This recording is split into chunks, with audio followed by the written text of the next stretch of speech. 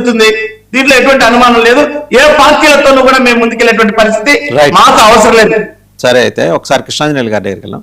కృష్ణాంజనేయులు గారు, రెండో సబ్జెక్ట్, జగన్మోహన్ రెడ్డి గారు నిన్న ట్వీట్ చేశారు.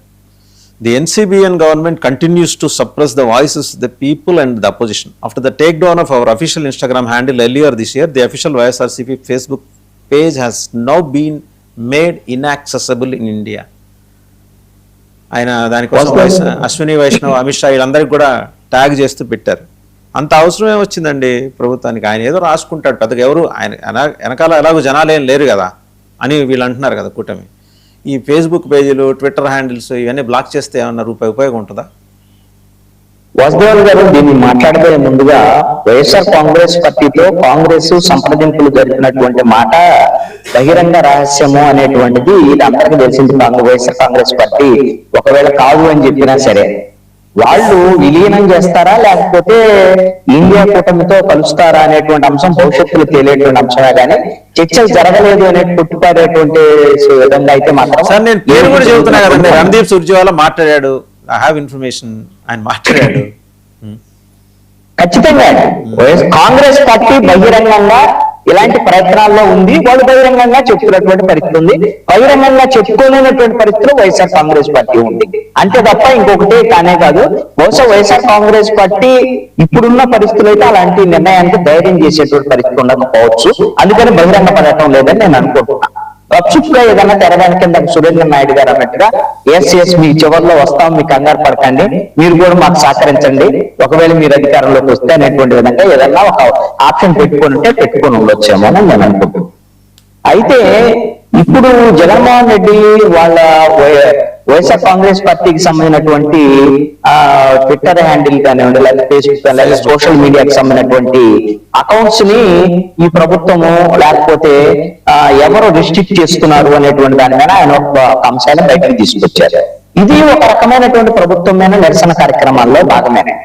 ఇందాక సురేంద్ర నాయుడు గారు చెప్తున్నారు కదా, ఆయన ఎక్కడ ఉన్నాడు, ఎక్కడ నిరసన తెలియజేస్తున్నాడు ఇవనంటే నిజంగానే ఆయన బెంగళూరులో తపస్సు చేసుకున్నటువంటి మాట వాస్తవమే. తపస్సు చేసుకుంటూనే ఉన్నాడు. ఇంకా ఆయన మొన్న ఈ నెల జూన్ 4వ తేదీ నుంచి అంటే ఎన్నికల రిజల్ట్ వచ్చినటువంటి 2024 జూన్ 4 అంటే ఈ జూన్ 4 నుంచి ప్రభుత్వం ఏర్పడినటువంటి జూన్ 12వ తేదీ వల్ల వాళ్ళు వివిధ ప్రభుత్వానికి వ్యతిరేకంగా అనేకమైనటువంటి ప్రజా వ్యతిరేక విధానాల మీద నిరసన కార్యక్రమాలు వైఎస్ఆర్ కాంగ్రెస్ పార్టీ నిర్వహించింది. నేను అనుకుంటాను ఒక 2 ఏళ్లలో ఓడిపోయిన తర్వాత, ఇంత ఘోరమైనటువంటి ఓటమి తర్వాత ఈ స్థాయిలో వైఎస్ఆర్ కాంగ్రెస్ పార్టీ బయటకు వచ్చి ఈ విధమైనటువంటి నిరసన కార్యక్రమాలు నిర్వహించడం అనేటువంటిది ఖచ్చితంగా కూటమి ప్రభుత్వానికి భయపెట్టేటువంటి అంశమేనండి. ఎందుకంటే 2019లో ఓడిపోయిన తర్వాత తెలుగుదేశం పార్టీ కోరుకొని బయటికి రావడానికి ఎన్నాళ్ళు పట్టిందో తెలుసా? చివరికండి నాకు తెలిసి చంద్రబాబు నాయుడు అరెస్ట్ అయిన తర్వాత పవన్ కళ్యాణ్ వచ్చి తెలుగుదేశంతో మేము పొత్తు పెట్టుకుంటున్నాం అని చెప్పిన తర్వాత మాత్రమే ధైర్యంగా జెండా భుజాన్ని వేసుకొని తెలుగుదేశం పార్టీ వాళ్ళు ఓటున్నారు. అంతకుముందు వైఎస్ఆర్ కాంగ్రెస్ పార్టీ ప్రభుత్వ దాష్టికాల మీద, దాడుల మీద, అరాచకాల మీద మాలాంటి వాళ్ళు ప్రజాస్వామికవాదులు పోరాడినంత కూడా తెలుగుదేశం పార్టీ వాళ్ళు పోరాడారు. చంద్రబాబు నాయుడు, నారా లోకేష్ లెగిస్తే 2-3 రోజులే ఇక్కడ ఉన్నారు, లెగిస్తే హైదరాబాద్కి వెళ్ళినటువంటి సందర్భాలు ఉన్నాయి. వీళ్ళు ఈ రోజున మేకపోతు గాంభీర్యాన్ని ప్రదర్శించవచ్చు.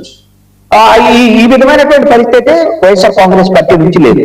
ఇప్పుడు 2 ఏళ్ళైంది ఈ విధంగా వచ్చి ఇప్పుడు మాట్లాడుతున్నారంటే జగన్మోహన్ రెడ్డి మొన్న వాళ్ళ ఎమ్మెల్యేలకి అదేవిధంగా స్థానిక సంస్థల ఎన్నికలకు ఒక ఎక్సలెంట్ టాస్క్ ఇచ్చాడు. ప్రతి ఎమ్మెల్యే అభ్యర్థి 175 నియోజకవర్గాల్లో మీరు స్థానిక సంస్థల్లో పోటీ చేసే ప్రతి అభ్యర్థికి కూడా మీరు పూర్తి స్థాయిలో అంటే ఆర్థికంగానూ అదేవిధంగా నైతికంగానూ వాళ్ళకి ధైర్యం ఇచ్చేటువంటి విషయంలో మీరు సహకరిస్తేనే మీకు రేపు పొద్దున టికెట్ ఇస్తారు అనేటువంటి విధంగా వాళ్ళని పురమాయించి స్థానిక సంస్థలకు సిద్ధమవుతున్నటువంటి పరిస్థితి. వీళ్ళు తెలుగుదేశం వాళ్ళ పరిస్థితి ఆ రోజున స్థానిక సంస్థల ఎన్నికల్లో వీళ్ళు బాయ్కాట్ చేసినటువంటి పరిస్థితి పోటీకి. అదేమని ఆ రోజున అడిగితే నేను ఒక సందర్భంలో వెళ్ళి అధినాయకులు తెలుగుదేశం పార్టీ వాళ్ళని అడిగి ఇట్లాగా స్థానిక సంస్థల్లో మీరు పోటీ చేయనటువంటి పరిస్థితి ఉంటే ఒక ఇన్నాళ్ళు 40 సంవత్సరాల చరిత్ర ఉన్నటువంటి పార్టీ స్థానిక సంస్థల్లో పోటీ చేయనటువంటి పరిస్థితి ఉంటే మీరు భవిష్యత్తు రాజకీయాలు ఏం చేస్తారని అడిగితే ఏం చెప్పారనంటే ఇప్పుడుకిన స్థానిక సంస్థల ఎన్నికల్లో పోటీ చేస్తే ఈ ఉన్న క్యాడర్ కూడా పోయేటువంటి పరిస్థితి ఉంది ఇవాళ వైఎస్ఆర్ కాంగ్రెస్ పార్టీ దెబ్బకి, అందుకని ఆ క్యాడర్ నన్ను నిలుపుకోవాలంటే బాయ్కట్ చేయడం తప్ప వేరే మార్గం లేదని చెప్పారు. ఆ రోజు ఉన్నటువంటి పరిస్థితి. ఈ రోజు వైఎస్ఆర్ కాంగ్రెస్ పార్టీ అలాగా అధైర్యంగా లేదు. దాంట్లో భాగంగానే జగన్మోహన్ రెడ్డి అన్ని రకాలుగా ఈ విధమైనటువంటి మా ట్విట్టర్ హ్యాండిల్స్ ని లేక మా సోషల్ మీడియా హ్యాండిల్స్ ని రిస్ట్రిక్ట్ చేస్తున్నారు అనేటువంటి విధంగా ప్రభుత్వం మీద దాడిని ఎక్కువ పెట్టారు. అదే విధంగా క్షేత్రస్థాయిలో బహిరంగంగా ఉద్యమాలు చేసేటువంటి విధంగా తమ క్యాడర్ పిలిపించినటువంటి పరిస్థితి ఉంది. జగన్మోహన్ రెడ్డి అయితే బయటికి రాడండి. నాకు తెలిసి అయితే జగన్మోహన్ రెడ్డి ఉద్దేశం ఏంటంటే ఈ ప్రజలు ఏ సమస్యలు పడ్డా ఏం చేసినా జనం వాళ్ళ కార్యకర్తలు వాళ్లే చేస్తారు. ఒకవేళ జనం బాగా ఇబ్బందులు పడ్డారు పన్నేంటి వాళ్ళ కర్మ, జనం కర్మ. వీళ్ళు నేను బాగా చేసి జనానికి బట్టం నొక్కి డబ్బులు ఇస్తే వీళ్ళు 175 కావాలన్నా ఇక్కడికి 11 చూపించారు. అందుకని ఈ ప్రజలకు పనిష్మెంట్ జరగాలి అని ప్రజల మీద కోపంతో జగన్మోహన్ రెడ్డి బెంగళూరులో ఉంటారు. అయితే ఇప్పుడు కూటమి ప్రభుత్వానికి వ్యతిరేకంగా ప్రజలు ఉన్నారని చెప్పడం కోసం అందుకు తన కేడర్ను ముందు పెట్టి ఈ రోజున ఉద్యమాలు చేస్తున్నటువంటి పరిస్థితి ఉంది. బహుశా నాకు తెలిసి అయితే ఆయన ఊహల్లో ఉన్నాడు. ఏ ఊహలంటే 2029 ఎన్నికలకు ముందు ఎలాగైతే 2019 ఎన్నికల ముందు ఏ విధంగా అయితే పాదయాత్ర చేశాడో అలాగే ఒక పాదయాత్ర చేస్తే మీరు అన్నట్లుగా బుగ్గలు నిమిరి ముద్దులు పెట్టి తలలు నిమిరి ఈ విధంగా చేసేస్తే నా మాటలు నమ్మేస్తారు, నేను అధికారంలోకి వచ్చేస్తానని భ్రమంలో ఉన్నాను. ఆ రోజున నువ్వు అధికారంలో లేవు కాబట్టి నువ్వేదో చేస్తావు, వీళ్ళు ఫెయిల్ అయ్యారు, కూటమిలో కుమ్ములాట్లని బీజేపీ తెలుగుదేశం కొట్టుకున్నది, తెలుగుదేశం జనసేన కొట్టుకున్నది, జనసేన బీజేపీ కొట్టుకుంటుంది అని 2019 ఎన్నికల్లో నీకు ఒక అవకాశం ఇచ్చారు. అవకాశం ఇస్తే ఏం చేశావు? రాష్ట్రాన్ని సర్వనాశనం చేసినటువంటి పరిస్థితి ఉంది. నీకు అభివృద్ధి చేయడం చేత కాలేదు, అరాచకం చేసినటువంటి పరిస్థితి ఉంది. ఒక కేవలం సంక్షేమ పథకాలతో ఇది కుదరదు అనేటువంటిది ప్రజలు తేల్చేసినటువంటి అంశం. ఇట్లా చూసిన తర్వాత నువ్వు పరిపాలనా పరంగా నీ చేస్తాదన్న తర్వాత మళ్ళీ నీకు ఊరికే ఒక కేవలం ఎన్నికలకు ముందు వచ్చేసి పాదయాత్ర చేస్తే జగన్మోహన్ రెడ్డికి అధికారం రాదు. ఇప్పటికైనా సరే ఇంకా 3 ఏళ్లు ఉంది. ఈ ప్రభుత్వం అద్భుతమైన పాలన అందిస్తుందని నేను చెప్పను. అలాంటిది ఏమీ లేదు. ప్రజల్లో కూడా కొన్ని అసంతృప్తులు ఉన్నాయి. అది వ్యతిరేకతగా మారాలి అని అంటే ఉన్నటువంటి ప్రజల్లో ఉన్నటువంటి అసంతృప్తి వ్యతిరేకతగా మారాలంటే ఏదో కేడర్ నామమాత్రంగా వచ్చేసి అక్కడక్కడ నిరసన కార్యక్రమాలు చెప్పి ఈ విధంగా ప్రెస్ మీట్లు పెట్టి ట్విట్టర్ లో కొన్ని అంశాలని నిరసన తెలియజేసినంత మాత్రాన ప్రజలు వైఎస్ఆర్ కాంగ్రెస్ పార్టీని నమ్మరు. ఇందాక సురేష్ గారు చెప్పారు కదా, మాకన్నా ఎక్కువ హామీలు ఇచ్చారు అందుకని నమ్మేశారు కూటమిని. ఇది తప్పు. మీరు ఖచ్చితంగా పునరాలోచన చేసుకోండి. మీ ప్రభుత్వం యొక్క 5 ఏళ్ల పాలనని ప్రజలు తిరస్కరించారు, వ్యతిరేకించారు, అసహాయించుకున్నారు. అలాంటి పరిస్థితుల నుంచి ఇప్పుడు మీ దగ్గరకు రావాలి అని అంటే మీరు పశ్చాత్తాపాన్ని ప్రకటించాలి. గతంలో జరిగినటువంటి తప్పులు ఖచ్చితంగా జరగవు, భవిష్యత్తులో మేము అధికారంలోకి వస్తే అనేటువంటి విషయాన్ని ప్రకటించి ప్రజలకు దగ్గర ప్రజా సమస్యల మీద జగన్మోహన్ రెడ్డి నేరుగా వచ్చి పోరాటం చేసినటువంటి పరిస్థితి ఉంటే మాత్రమే అసంతృప్తి వ్యతిరేకతగా మారేదానికి అవకాశాలు ఉంటాయి. కృష్ణాంజనేయులు గారు మీరు అన్నది కరెక్ట్. ఎందుకంటే పశ్చాత్తాపం ప్రకటన తేజస్వి యాదవ్ ఏం చేశాడు, పశ్చాత్తాపం అఖిలేష్ యాదవ్ ఏం చేశాడు అంటే వాళ్ళు జనాల్లోకి వచ్చి చెప్తున్నారు. స్టాలిన్ ఏం చెప్పాడు, ప్రజలు ఆ రోజు గెలిపించినప్పుడు ఈవీఎంలు వల్ల గెలిచామని అనను, ఈ రోజు ఓడిపోయినందువల్ల ఓడిపోయిన దానికి ఈవీఎంని నేను తప్పట్ను, ఐ యాక్సెప్ట్, ఐ రెస్పెక్ట్ అన్నాడు. ఆ లక్షణం ఈయన కూడా అలవరుచుకుంటే మంచిది. ఒక మాట సురేంద్ర నాయుడు గారు ఇప్పుడు కూడా జగన్మోహన్ రెడ్డి తన క్యాడర్ ను మద్దతు పెట్టడానికి ఈవీఎంల గురించి వాళ్ళ క్యాడర్ మీటింగ్ లో చెప్పడము, ఎలా ఓడిపోయావో తెలియని బహిరంగ సభలో చెప్పడం, ఇవన్నీ కూడా జగన్మోహన్ రెడ్డి వదిలేయండి. అసలు తప్ప జగన్మోహన్ రెడ్డికి లాభం లేదు అనేటువంటి. సురేంద్ర నాయుడు గారు ఇప్పుడు జగన్మోహన్ రెడ్డి గారు ట్వీట్ చేస్తూ ఒక 3 అంశాలు, post not available in India, PCR play చేయండి, ఆయన పెట్టిన YSR Congress, post not available, inaccessible in India, content not available in India. మిగిలిన వాటిలో we have restricted access to Facebook page. దాంట్లో వాళ్ళు మెన్షన్ చేసింది ఏంటంటే under section 79(3)B of the information technology act 2000 కింద రిస్ట్రిక్ట్ చేశాము. ఇంతకీ ఆయన లేవనెత్తిన అంశాలేంటి, రాజధాని పేరుతో ఏది చేసినా స్కామ్ అని ఒక మాట రాశాడు. ఇంకొక అంటే వైఎస్ఆర్ కాంగ్రెస్ వాళ్ళు పెట్టినవి.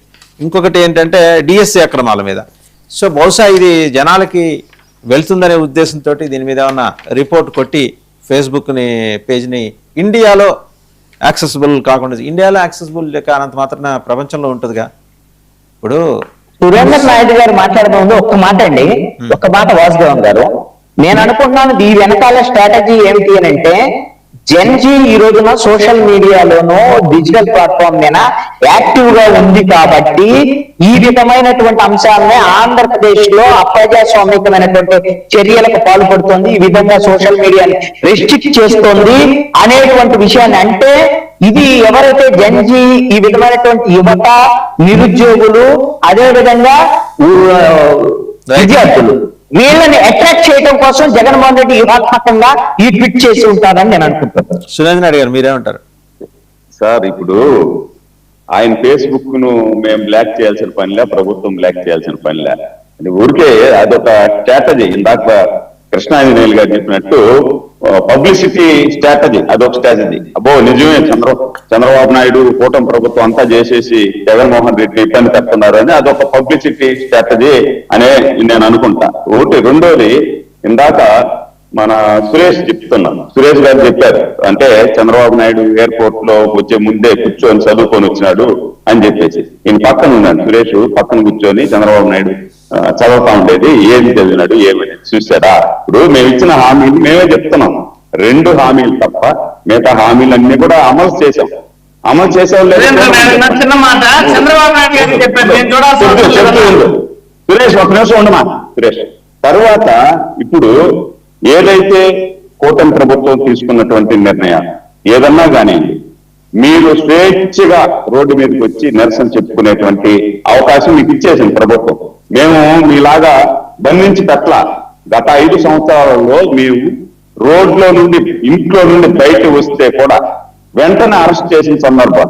కార్యకర్తలు బలంగా పనిచేశారు. కార్యకర్తలు, తెలుగుదేశం పార్టీ కార్యకర్తలు గత 5 సంవత్సరాల్లో వీరోచితంగా పోరాడారు. ఒక్కొక్కరి మీద 6 డజన్ కేసులు ఉన్నాయి సార్ వాసుదేవన్ గారు. ఒక్కొక్కరి మీద 6 డజన్ కేసులు ఉన్నాయి. కేసులు పెట్టుకున్నా ఎక్కడ కూడా తగ్గకుండా వీళ్ళు చేసే ప్రజా వ్యతిరేక కార్యక్రమాల మీద పోరాటం చేసి ఈ రోజు ఫ్రీగా వదిలేసాం వాళ్ళు ఎక్కడ. ఇప్పుడు చంద్రబాబు నాయుడు గారు వస్తే నిరసన తెలిపేదానికి రోడ్డు మీదకి వస్తే మేము అరెస్ట్ చేయలేదు సార్. నిన్న 2 ఇయర్స్ ప్రోగ్రామ్ పెట్టి ప్రోగ్రామ్ కరెక్ట్ 2 కిలోమీటర్ల డిస్టెన్స్ లో నిరసన వీళ్ళు తెలిపితే ఎక్కడ పోలీసు ఎవరిలో అరెస్ట్ చేశారు, ఎవరిని వదిలేసారు చేసుకోమని చెప్పి. మేము ఆ విధంగా చేయటం లేదు. ఇది కూడా వదిలేసారు. అలా వదిలేసినట్టు ఫేస్బుక్ దీనివల్ల ఇప్పుడు ఆయనకు అలాగే ప్రజాదరణ లేదు, వదిలేస్తే ఆయన రాసుకుంటూ పోతున్నారు. ఫేస్బుక్ ట్విట్టర్ ఎక్కడ వదిలే మేము బ్లాక్ చేసింది లేదు సార్. ఆయన స్ట్రాటజీ. ఇప్పుడు మేము ధర్నాకు, నిరసనలకు అనుమతించి వదిలేసిన వాళ్ళు ఏం చెప్తున్నారు, ఎక్కడికెక్కడ మమ్మల్ని అరెస్ట్ చేస్తున్నారు, ఫాల్స్ కేసులు పెడుతున్నారు అంటున్నారు. ఫాల్స్ కేసులు పెడితే మొన్న అంబటి రాంబాబు ఏమని, వాడా చంద్రబాబు వాడిని ఎప్పుడో తగలేసేసాంలే అనే ధైర్యం చేయగలుగుతాడా? మేము కానీ కరెక్ట్ గా వాళ్ళు తీసుకున్నటువంటి స్ట్రాటజీ మేము తీసుకుంటే చేయగలుగుంటారా? ఇది ఆలోచించాలి కదా ఒకటి. రెండోది, ఇంకా వాళ్ళ అధికారంలోకి వస్తారేమో అని భ్రమల్లో, ఆ భ్రమలు వదులుకోవాలి. ఎందుకు వదులుకోవాలి అంటే, ఈ రోజు కూడా రోడ్డు మీదకి వచ్చి ఏదైతే గత 5 సంవత్సరాల్లో అధికారంలో ఉన్నప్పుడు ఉపయోగిస్తున్నటువంటి భాష తప్ప వేరే భాష ఏమన్నా ఉపయోగిస్తున్నారా? పశ్చాత్తాప పడుతున్నారా? నిన్నటికి నిన్న రోడ్డు మీదకి వచ్చినప్పుడు కూడా ఎవడైతే కాకి సొక్క వేసుకున్నాడో ఈ నా కొడకలకి అందరికీ చెప్తూ ఉన్నా, రేపు ప్రభుత్వం వచ్చిన తర్వాత ఈ నా కొడకల్ని ఒక్కొక్కరిని తాట తీసేస్తామని ఒక ఎక్స్ ఎమ్మెల్యే మాట్లాడుతున్నాడు. అభివృద్ధి సంక్షేమం మళ్ళండి రేపు అధికారంలోకి వచ్చిన తర్వాత మేము ముందు ఏదైతే ఖర్చు తీసుకున్న తర్వాతే అభివృద్ధి సంక్షేమానికి ముందుకు మాట్లాడతారండి. అంటే ఇన్ని మాట్లాడేటప్పుడు ప్రజలు ఆలోచిస్తారు కదా, గత 5 సంవత్సరాలు ఏం చేశారో వీళ్ళు ఏ మాత్రం మారలేదు, ఇంకా ఎక్కువ చేస్తారు రేపు అధికారంలోకి వస్తే అనేసి ఆలోచిస్తారు కదా. మరి 3 రాజధానులు అన్నారు మీరు, ఆ 3 రాజధానులు మళ్ళా మాట్లాడుతున్నారు. ఇవన్నీ ఒకే సెకండ్ వాసుదేవ్, ఒకే సెకండ్. ఒకవేళ నిజంగా మీరు పశ్చాత్తాపం లేదు మారినాము అంటే చెప్పాలనుకుంటే, ఆ రోజు పొరపాటుగా మేము 3 అన్నాము, లేదు ఈ రోజు 4 అన్ను, మామూలుగా నువ్వు ఒకటే కదా అని అన్నా చెప్తారు, లేదు పోలవరాన్ని కంప్లీట్ చేస్తామని చెప్తారు, లేదు మేము యథేచ్ఛగా మిమ్మల్ని వదులుతాము, నిరసన తెలుపుకునేదానికి ప్రజలను కూడా ఇబ్బంది పెట్టము అని చెప్పి మాట్లాడతారు. డిఎస్సిని గురించి అసలు అవగాహనే లేనటువంటి వాళ్ళు డిఎస్సిని గురించి మాట్లాడతారంటే ఇంకా వీళ్ళకి ఏం అవగాహన ఉంది సార్? రైట్ అండి. దాన్ని ఆలోచించాలి. నాగార్జున గారు, ఇప్పుడు జగన్మోహన్ రెడ్డి గారు ట్వీట్ ఆయన అశ్విని వైష్ణవ్కి, అమిత్ షాకి, గవర్నమెంట్ ఆఫ్ ఇండియాకి అందరినీ ట్యాగ్ చేస్తూ పెట్టారు. Page not accessible in India. ప్రపంచంలో యాక్సెసిబులే. ఆయన లేవనెత్తిన అంశాలు డిఎస్సి అక్రమాలు, తర్వాత ఏదో రాజధాని అక్రమాలు, అందువల్ల రిస్ట్రిక్ట్ చేశారనేది ఆయన అనుమానం. అవునవును. Information technology 2000 section 17B sub class B, section 79 class 3 sub class B ప్రకారం ఏదైనా ఫాల్స్ ఇన్ఫర్మేషన్ గనక ఫేస్బుక్లో కానీ సోషల్ మీడియాలో అప్లోడ్ చేస్తే అది కంప్లైంట్ వల్ల లేదా ఆటోమేటిక్గా బ్లాక్ అయిపోతుంది సార్. అందులో మీరు చెప్పింది డిఎస్సి గురించి ఆయన చెప్పిందండి, నేను చెప్పింది రైట్. ఆయన చెప్పింది అనుకోండి. సరే, డిఎస్సి గురించి మాట్లాడారు సార్. డిఎస్సి గురించి మాట్లాడినప్పుడు జగన్మోహన్ రెడ్డి గారు ఏ పేర్లనైతే ఎవరి మీదైతే ఇలాంటి ఆబ్లిగేషన్ వచ్చినాయో వాళ్ళని పక్కన పెట్టుకొని ఆయన పలానా వ్యక్తి పలానా ఇష్యూస్ అని చెప్పినప్పుడు గవర్నమెంట్ ఆఫ్ ఆంధ్రప్రదేశ్ అధికారులు ఎవరైతే ఐఏఎస్ ఐపీఎస్ క్యాడర్ అధికారులు ఉన్నారో వాళ్ళే డైరెక్ట్ గా ప్రెస్ మీట్ పెట్టి ఈ జగన్మోహన్ రెడ్డి గారు ఈ వ్యక్తి చూపించారు, ఈ వ్యక్తికి ఎందుకు రాలేదని చెప్పి వాళ్ళే ప్రెస్ మీట్ పెట్టి కరెక్ట్ గా పిన్ టు పిన్ ప్రజలకు అర్థమయ్యేదిగా, సామాన్యులకు అర్థమయ్యేదిగా ప్రతిదీ ఎక్స్ప్లెయిన్ చేస్తే మళ్ళీ బురద వెళ్ళే విధంగా వీళ్ళు పెట్టడం వల్ల అది ఫాల్స్ స్టేట్మెంట్ కూడా ఆటోమేటిక్ అది బ్లాక్ అయిపోయింది సార్. ఎందుకంటే ఈ 3 లక్షల పైగా ప్రిపేర్ 3 లక్షల మంది రాస్తే వీళ్ళు మెగా డిఎస్ ఇస్తా అని చెప్పి మాజీ ముఖ్యమంత్రి జగన్మోహన్ రెడ్డి గారు నిన్నేమన్నారు, అసలు మెగా ఏంటో నాకే తెలియదురా బాబు అని చెప్పి ఈ రోజు అసలు మేమన్నా డిఎస్సి రాకుండా మేము డిఎస్సి ఇచ్చాం, వాళ్ళు 5 సంవత్సరాలు అది కూడా ఇవ్వలేదు కదా, మేము ఇస్తే అది కూడా ఫేక్ అని ప్రచారం చేస్తే అలా సార్. గతంలో వీళ్ళు సచివాలయం ఉద్యోగాలు ఇస్తా అని చెప్పి ఎగ్జామ్లు పెడితే ఎగ్జామ్లో మార్కులు ఎంతమందికి వచ్చి వాళ్ళకి ఎంత ర్యాంక్ వచ్చిందో కనీసం అది డిక్లేర్ చేయలేక వీళ్ళు బయట పెట్టలేకపోయారు సార్. కనీసం మేము ఓపెన్ గా డిక్లేర్ చేసాం, మేము నిజంగా తప్పు చేసుంటే అమ్ముకుంటే ఈ రోజు మార్కులు డిక్లేర్ చేసి ర్యాంకులు డిక్లేర్ చేసి వాళ్ళు ఏ సర్టిఫికేట్లు అయితే అప్లోడ్ చేశారో ఆ సర్టిఫికేట్లు మొత్తం ఇప్పటికే అవైలబుల్ గా ఉండేలా పెట్టారు సార్. రైజ్ చేసిన అబ్జెక్షన్ ఇప్పుడు పేజీ ఇన్యాక్సెసిబుల్ చేసినంత మాత్రాన మీకు ఏమైనా ఉపయోగం ఉంటుందా? మాకే సార్ ఇది ఆటోమేటిక్ గా బ్లాక్ అయింది. వీళ్ళు అంతకంటే బ్లాక్ అయింది. అప్పుడు అంతకంటే దారుణమైన కూడా ఆయన పెట్టాడు. వాళ్ళు ఫేస్బుక్ లో కానీ సోషల్ మీడియా బీభత్సం పెట్టాడు, రక్త చరిత్ర లాంటి బీభత్సం పెట్టాడు. 11కి వచ్చింది అందుకే అందుకే చాలా పెట్టాడు సార్. పెట్టిన ఏది బ్లాక్ చేశారంటే రిపోర్ట్లు కొట్టడం వల్ల ఇది ఫేక్ వల్ల డిఎస్సి విద్యార్థులు ఏంటంటే ఈ తప్పుడు సమాచారం కరెక్ట్ గా చెప్పి బ్లాక్ కొట్టి ఆటోమేటిక్ అది బ్లాక్ అయిపోయింది సార్. దానికి మనం తీసుకోవాలి చిన్న మాట సార్. ఇంకోటి చిన్న మాట, వైసీపీ సోదరులు ఎంతసేపటికి కొన్ని మనం చెక్ చేసుకోవాలి. గతంలో మన జగన్మోహన్ రెడ్డి ఎక్కడ సింగిల్ గా రాలా. ఎందుకంటే మీరు చూసుకుంటా అయితే 2012 ఇందాక చెప్పినట్టు 2012లో ప్రణబ్ ముఖర్జీ నేను చెప్తున్నాను 2012లో ప్రణబ్ ముఖర్జీ గారు సపోర్ట్ చేశారు కాంగ్రెస్ పార్టీకి, అది మీరు మాట్లాడాలి. ఆ తర్వాత 2014లో కూడా ఖమ్మంలో జరిగిన ఎంపీ ఎలక్షన్ లో మీరు కమ్యూనిస్ట్ పార్టీ సపోర్ట్ తీసుకొని మీ అభ్యర్థి అక్కడ పొంగులేటి శ్రీనివాసరెడ్డి గెలిచారు కదా. అలాగే 2019లో కూడా మీరు కేసీఆర్ సపోర్ట్ ఇక్కడ ఎలక్షన్ ఇచ్చేశారు కదా. ఇంకా గతం చరిత్రకి వెళ్తే 2004 రాజశేఖర రెడ్డి గారు ఎన్ని లాస్ట్ వన్ కృష్ణాంజనేయ గారు కూడా ఇందాక మాట్లాడతా నారా చంద్రబాబు నాయుడు గారు మాట్లాడారంటే తప్పే ఉంది సార్. ఇప్పుడు ఎమ్మెల్యే ఎలక్షన్స్ కు ఎంపీ ఎలక్షన్స్ కి అయితే వాళ్ళ మీద కేసులు పెడతారు. ఇప్పుడు సాధారణంగా లోకల్ బాడీ ఎలక్షన్స్ కార్యకర్తల మీద జగన్మోహన్ రెడ్డి గారు లాంటి కేసులు పెట్టారు మనం చూసినాం. ఇంకేస్ ఏకగ్రీవం కాకపోతే బీభత్సమైన కేసులు పెడితే కార్యకర్తలు అన్యాయపోతారు, కోర్టు చుట్టూ తిరగాల్సి వస్తుంది, అది కరెక్ట్ కాదని చెప్పి ఆయన ఒక అడుగు ఎలక్కేసి మనం ఈ ఎలక్షన్ ని మనం బైకాట్ చేస్తామని చెప్పాడు. ఆ తర్వాత జరిగిన ఎమ్మెల్సీ ఎలక్షన్స్ లో నారా చంద్రబాబు నాయుడు గారు అరెస్ట్ కాక ముందు ఎన్నైతే 4 సీట్లు అయితే ఎమ్మెల్సీ ఎలక్షన్ ఉంటే ఆ ఎమ్మెల్యే 4 సీట్లు గెలిస్తే సజ్జల గారికి ఏం చెప్పుకోవాలి తెలియక మా ఓట్లు సురేష్ గారు మాట్లాడారండి. సురేష్ గారు ఈ ట్వీట్ చేశారు, నిన్న ట్వీట్ చేస్తూ ట్యాగ్ చేశారు హోమ్ మినిస్టర్ అమిత్ షా గారిని, అశ్విన్ వైష్ణవ్ గారిని కేంద్ర మంత్రి ట్యాగ్ చేస్తూ పేజ్ ని ఇన్యాక్సెసిబుల్ గా చేసినట్టు రిపోర్ట్ కొట్టుంటారు. డైరెక్ట్ గా ఫేస్బుక్ ఏమి యాక్షన్ తీసుకోదు. రిపోర్ట్ కొడితే ఫేస్బుక్ కానీ ఇంకా సోషల్ మీడియా హ్యాండిల్స్ కానీ ట్విట్టర్ అయినా ఇంతకుముందు earlier this year Instagram handle block చేశారు, ఇప్పుడు ఇది చేశారని ఆపారు. అక్కడ దాకా ఎందుకు తెచ్చుకుంటున్నారు మీరు? సార్ ఈ అంశం ఎలాగంటే ఇప్పుడు మెటా లాంటి లేదా ఇన్స్టాగ్రామ్ లాంటి సంస్థలు ఇప్పుడు ఇందాక చెప్పారు సోదరు నాగార్జున గారు 2000 సంవత్సరం ఐటీ యాక్ట్ గురించి చెప్పారు. అదేవిధంగా ఎలాంటి పరిస్థితుల్లో ఈ రకమైనటువంటి పరిస్థితి వస్తుందంటే అధికారంలో ఉన్నటువంటి ప్రభుత్వాలు లేదంటే హోమ్ డిపార్ట్మెంట్ లాంటి అత్యున్నతమైనటువంటి డిపార్ట్మెంట్ల నుంచి వచ్చే ఫిర్యాదుల పరిగణలో తీసుకొని బ్లాక్ చేసేటువంటి అవకాశాలు ఎక్కువ ఇలాంటి సందర్భాల్లో. అంతే తప్ప సాధారణ వ్యక్తుల ఫిర్యాదులకో లేదా ఇతరత్ర రిపోర్ట్లకో స్పందించేటువంటి అవకాశాలు తక్కువ. అధికారిక పేజీల పైన ఇది వైఎస్ఆర్ కాంగ్రెస్ పార్టీ అధికారిక పేజీని ఈ రకంగా బ్లాక్ చేయడం జరిగిందంటే దీని వెనక ప్రభుత్వ హస్తం 100% అధికార పేజీ అయినా ఏ పేజీ అయినా ఫాల్స్ ఇన్ఫర్మేషన్ నేను ఒక విషయం చెప్తా. కానీ ఉంటే అంటే టైం మీరు 2000 సంవత్సరం ఐటీ యాక్ట్ గురించి మాట్లాడారు. మరి తెలుగుదేశం పార్టీ అధికారిక పేజీ ఓపెన్ చేస్తే 2 సంవత్సరాలుగా నిరాధారమైనటువంటి ఆరోపణలే చేస్తోంది. అధికారంలోకి వచ్చిన తర్వాత కూడా అన్ని అసత్యాలే పోస్ట్ చేస్తున్నారు. మరి వాళ్ళకి వర్తించిన చట్టం కేవలం వైఎస్ఆర్ కాంగ్రెస్ పార్టీకి వర్తిస్తుందా? అంటే చట్టం ఈ రకంగా ఒక్కొక్కరికి ఒక్కొక్కలాగా పనిచేయమని నేర్పుతోందా? ఈ రకమైనటువంటి చట్టం మీ కేంద్ర ప్రభుత్వం పాటిస్తుందా? ఇది మసిపూసి మారేడుకాయ చేయాలనే ప్రయత్నం చేయొద్దండి. మీరు ఖచ్చితంగా ఈరోజు భావ ప్రకటన స్వేచ్ఛని భంగం కలిగిస్తున్నారు, రాజ్యాంగానికి విరుద్ధంగా అసలు అందులో అసలు పోస్ట్ ఏముందని సాగుతుంది సురేష్ గారు, ఆ పోస్ట్ ఏముందని మేము బ్లాక్ చేయాలి చెప్పండి. ఒక్క నిమిషం సోదరా మాట్లాడినివ్వండి, మీ తర్వాత మీ అభిప్రాయం చెప్పండి. ఈ రోజు దీని వెనుకున్నటువంటి ఉద్దేశం ఒకటే. ఈ రోజు వైఎస్ఆర్ కాంగ్రెస్ పార్టీ ప్రజాక్షేత్రంలోనూ బలంగా పోరాడుతుంది.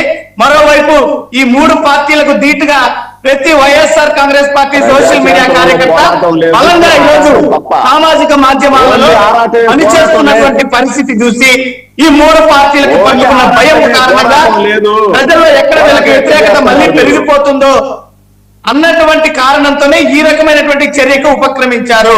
వీళ్ళు ఇలాంటి చర్యలు ఎన్ని చేసుకున్నా వైఎస్ఆర్ కాంగ్రెస్ పార్టీ అధికారిక పేజీని బ్లాక్ చేయనా, ప్రతి వైఎస్ఆర్ కాంగ్రెస్ పార్టీ జెండా మోసే కార్యకర్త, సోషల్ మీడియాలో పనిచేసే ప్రతి కార్యకర్త ఒక జగన్మోహన్ రెడ్డి గారి లాగా పనిచేస్తాం.